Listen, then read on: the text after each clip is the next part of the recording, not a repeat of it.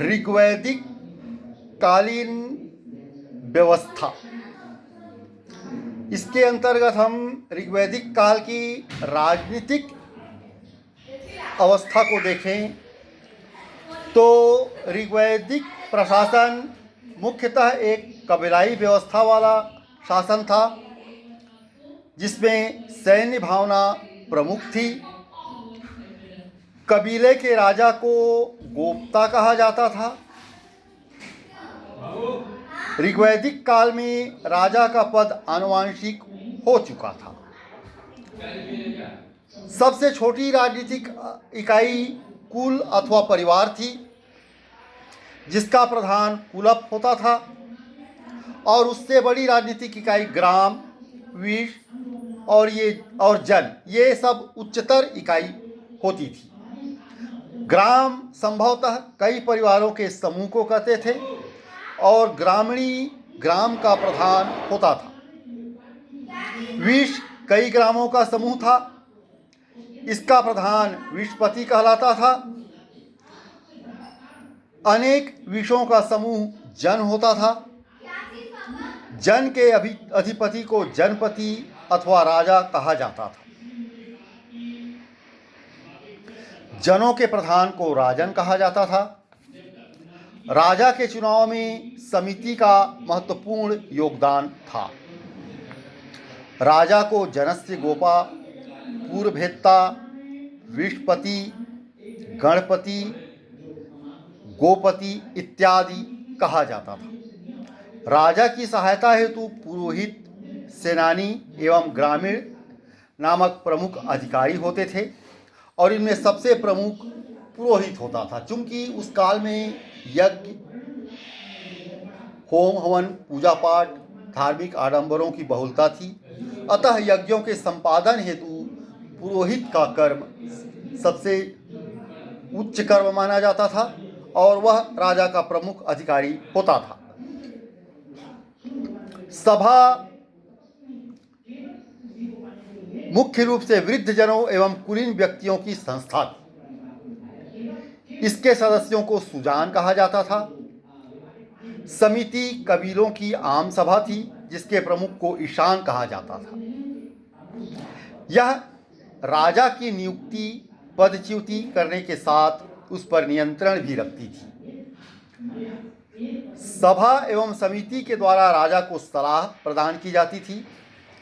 इसके अलावा एक अन्य समिति होती थी, सभा और समिति के अलावा विदक, जिसमें लूटी हुई संपत्तियों का बंटवारा होता था। इस प्रकार संभवतः राजा ऋग्वैदिक काल में पूर्णतः निरंकुश नहीं था। उसको राजकार्य के संचालन हेतु सभा और समितियों पर निर्भर रहना पड़ता था, और सभा समितियां राजा के कार्यों पर नियंत्रण रखती थी। इसके अतिरिक्त वह राजा के पदच्युति, नियुक्ति के प्रति भी उत्तरदायी होती थी। इस काल में राजा भूस्वामी नहीं होता था। भूस्वामित्व जनता के पास होता था, और राजा कोई नियमित रूप से कर अथवा राजस्व की वसूली नहीं करता था। बलि, जो कि राजा को प्रजा के द्वारा स्वेच्छा से दिया जाने वाला उपहार था, और राजा इसी से अपना काम चलाता था, अपनी जरूरतों की पूर्ति करता था। और बलि के बदले राजा प्रजा की सुरक्षा की जिम्मेदारी लेता था। राजा नियमित अथवा स्थायी सेना इस काल में नहीं रखता था। व्रात, गण, ग्राम और सर्ग नाम से कुछ कबायली टोलियां होती थी, जो राजा के लिए लड़ाइयां लड़ती थी, और इन स्वजनों की सेना को मिलिशिया कहा जाता था। ऋग्वेद में राजा को गोप्ता, जनस्य अथवा कबीले का संरक्षक तथा पुराभेत्ता अथवा नगरों पर विजय प्राप्त करने वाला के नाम से संबोधित किया गया है। इस युग में राजतंत्रात्मक एवं गणतंत्रात्मक दोनों ही प्रकार की शासन व्यवस्था प्रचलित थी। राजा का प्रमुख कार्य कबीले की सुरक्षा सुनिश्चित करना होता था। इस युग में सबसे महत्वपूर्ण अधिकारी पुरोहित होता था। पुरोहित के पश्चात सेनानी का स्थान आता था। इसके अतिरिक्त कुछ अन्य अधिकारी होते थे, जैसे चारागाह का प्रधान वराजपति था तथा लड़ाकू दलों के मुखिया को ग्रामीण कहा जाता था। आर्थिक क्रियाकलापों को देखें तो ऋग्वैदिक आर्यों का प्रारंभिक जीवन अस्थायी था और वे पशुपालन पर निर्भर रहते थे। पशुपालन उनका मुख्य पेशा था, जबकि कृषि गौड़ पेशा था। इनकी संस्कृति मूलतः ग्रामीण थी। ऋग्वैदिक काल की संस्कृति मूलतः ग्रामीण थी।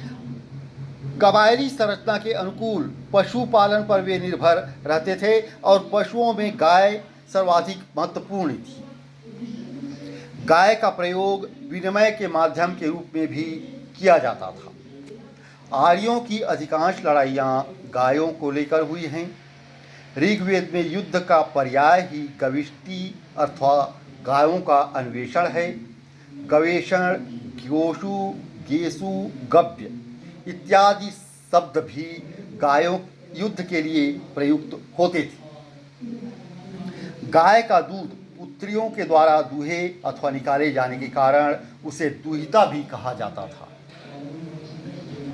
धनी व्यक्ति को गोमत तथा राजा को गोपति कहा जाता था। समय की माप के लिए गोधुली तथा दूरी की माप के लिए गव्युति शब्द का प्रयोग किया गया है। गाय को अघन्या अथवा न मारे जाने योग्य माना गया है। इस प्रकार ऋग्वैदिक आर्यों के जीवन में गाय का संभवतः सर्वाधिक महत्वपूर्ण स्थान था। गाय की हत्या या उसे घायल करने पर वेदों में मृत्युदंड तथा देश से निर्वासित करने का भी उल्लेख था। इस काल में गायों की चोरी होती थी और अधिकांश युद्ध गायों के लिए लड़े गए थे और इस काल में पणी नामक व्यापारी पशुओं की चोरी करने के लिए कुख्यात थे। इसके अतिरिक्त ऋग्वेद में घोड़ा, बैल, भैंस, भैंसा, भेड़, बकरी, ऊंट इत्यादि का भी उल्लेख है, परंतु इस काल में बाघ और हाथी का उल्लेख नहीं मिलता। गाय के अतिरिक्त घोड़ा, हाथी, ऊंट, बैल, भेड़, बकरी, कुत्ते आदि भी प्रमुख पशु थे। ऋग्वेद काल में लोग गाय को चराने, कृषि करने तथा रहने के लिए भूमि पर अधिकार रखते थे, परंतु भूमि उनकी निजी संपत्ति नहीं होती थी, क्योंकि वे घुमक्कड़ जीवन व्यतीत करते थे अधिकतर। तो भूमि को निजी संपत्ति नहीं माना गया था। निजी संपत्ति संभवतः पशु थी, उसमें भी गाय का स्थान महत्वपूर्ण था। इस काल में ऋग्वैदिक आर्यों को अंकों की जानकारी थी, क्योंकि यहाँ अष्टवर्णी नामक प्रयोग का वर्णन मिलता है। धार्मिक स्थिति को देखें तो आर्यों का धार्मिक जीवन बहुत ही पवित्र और सरल था। आर्य बहुदेववादी तो थे, किंतु वे एकेश्वरवाद में विश्वास रखते थे। इस काल में प्राकृतिक शक्तियों का मानवीकरण कर उनकी पूजा की गई। इसमें यज्ञ का महत्वपूर्ण स्थान था और वे प्रमुख रूप से प्रकृति की पूजा करते थे। ऋग्वेद में इंद्र का वर्णन सर्वाधिक प्रतापी एवं लोकप्रिय देवता के रूप में किया जाता है। इंद्र को आर्यों का युद्ध नेता तथा वर्षा, आंधी, तूफान का देवता माना जाता है। इंद्र को पौराणिक काल से ही स्वर्ग के राजा तथा देवताओं के सेनापति के रूप में भी चित्रित किया गया है। इस प्रकार हम देखते हैं ऋग्वैदिक आर्यों के जीवन में इंद्र संभवतः सबसे प्रमुख व प्रतापी देवता थे। इस काल में अग्नि देवताओं तथा मनुष्यों के बीच मध्यस्थ का काम करती थी अग्नि देवता। इसके माध्यम से देवताओं को आहुतियाँ दी जाती थी। इस काल में यज्ञ, होम हवन, कई धार्मिक क्रियाकलाप होते थे और इसमें अग्नि का स्थान महत्वपूर्ण था। अग्नि के माध्यम से ही यज्ञ में आहुति प्रदान की जाती थी, जिसे ऐसा विश्वास किया जाता था कि यह आहुतियाँ देवताओं को मिलती हैं। इस काल में तीसरा प्रमुख देवता वरुण था, जो जल निधि का प्रतिनिधित्व करता था और वरुण को ऋतस्व गोपा भी कहा गया है। रुद्र अनैतिक आचरण से संबंधित देवता हैं। ऋग्वेद में इन्हें त्रयंबक कहा गया है। इन्हें चिकित्सा का संरक्षक भी माना गया है। हॉलर नामक इतिहासकार ने इनकी तुलना यूनानी देवता अपोलो के साथ की है।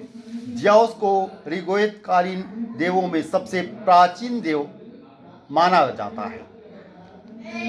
देवताओं की उपासना की मुख्य रीति इस काल में स्तुति पाठ करना तथा यज्ञ बलि अर्पित करना था। इसके अंतर्गत स्तुति पाठ पर अधिक बल दिया जाता था।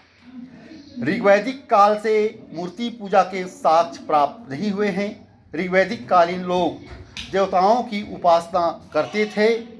उपासना का दृष्टिकोण भौतिकवादी था और इस काल में पुनर्जन्म की अवधारणा नहीं थी तथा यज्ञ की तुलना में प्रार्थना ही सबसे अधिक प्रचलित थी।